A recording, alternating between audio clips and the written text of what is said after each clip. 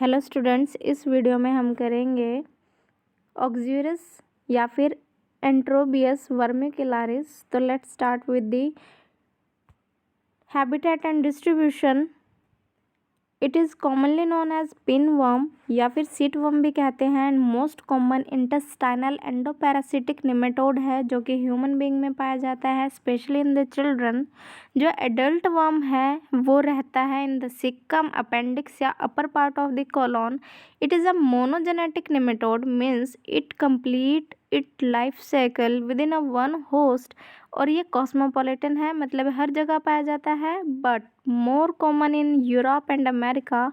कुछ कम्युनिटीज़ के अंदर जो 40 से 100% पॉपुलेशन है वो इस पैथोजन से इन्फेक्टेड हो सकती है।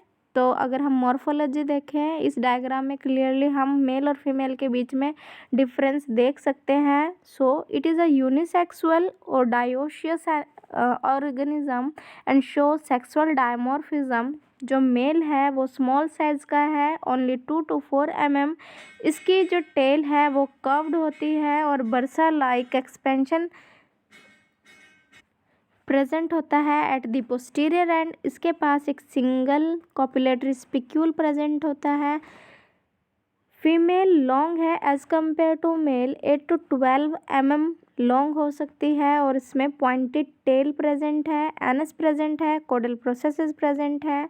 अगर हम मेल और फीमेल का इंटीरियर पार्ट देखें तो दोनों के अंदर ही सिफेलिक एक्सपेंशन या इला प्रेजेंट होता है और दोनों में ही जो माउथ है वो बाउंडेड है बाय 3 लिप्स।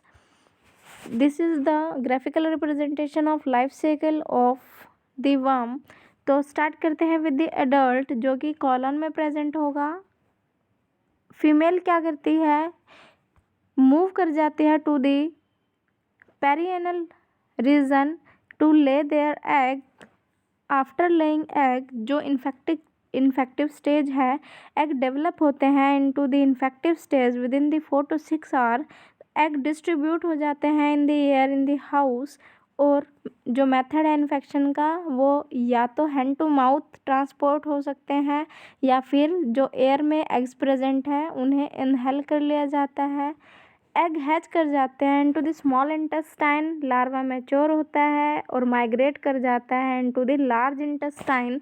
और ये जो साइकिल है वो रिपीट होती रहती है। नेक्स्ट जो इन्फेक्शन है वो ऑटो इन्फेक्शन है, मतलब जो चिल्ड्रंस होंगे, छोटे बच्चे होते हैं, वो स्क्रैच करेंगे अपना पेरिएनल एरिया और अपने जो हाथ होते हैं मुंह में डाल लेते हैं, जिसकी वजह से इन्फेक्शन दोबारा से क्रिएट हो जाता है। या फिर जो एयर में प्रेजेंट होंगे एग उनको इनहेल कर लिया जाता है by the human being. Juvenile बाहर आ जाते हैं और एडल्ट में कन्वर्ट होते हैं with in 4 moult. Disease cause करता है ये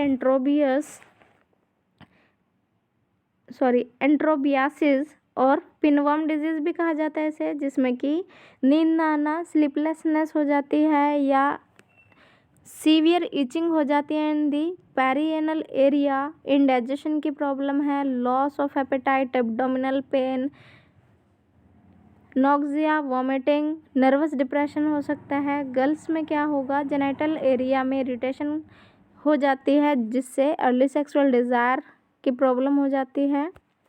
अगर हम प्रोफाइल एक्सिस की बात करें तो जर्नल सैनिटेशन या सैनिटाइजेशन और जो प्रॉपर डिस्पोजल है ह्यूमन फिशेस का, उसका ध्यान रखना चाहिए। प्रिवेंशन ही इसका प्रोटेक्ट रहने का मेज़र है। जो वर्म है वो डाई कर जाता है अगर वो री इन्फेक्शन कॉज नहीं करता विद इन 3 to 4 वीक्स। तो इसके ट्रीटमेंट के लिए anti helminthic drugs like piperazine citrate, pyrvinium pamoate, stilbazium iodide, जो एक ब्लू कलर की डाई की जैसी मेडिसिन होती है, पेरिएनल एरिया में लगाई जाती है, जो थायोबेंडाजोल एंड मेबेंडाजोल जो है वो रिकमेंड की जाती है पिनवर्म के अगेंस्ट। तो thank you student, this is all about the pin worm.